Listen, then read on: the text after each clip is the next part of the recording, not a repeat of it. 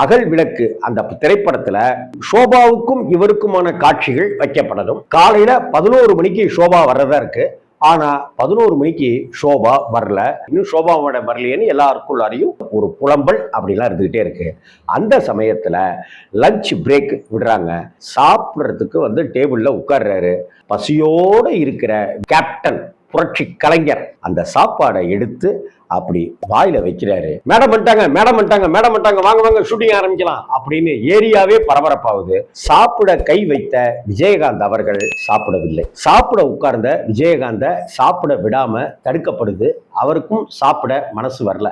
அந்த சாப்பாடை பார்த்துட்டு அப்படியே ஒரு நிமிடம் கண்ணீர் விட்ட விஜயகாந்த், இப்படி கையில சாப்பாடு கிடைச்சி சாப்பிடாத நிலைமை அப்படின்னு யாருக்கும் வரக்கூடாது. நம்ம வாழ்க்கையில முன்னுக்கு வந்தோம்னாக்க எல்லாருக்கும் சாப்பாடு கிடைக்கணும் அப்படின்ற ஒரு முடிவுக்கு அன்னைக்கு தான் விஜயகாந்த் வந்தார்.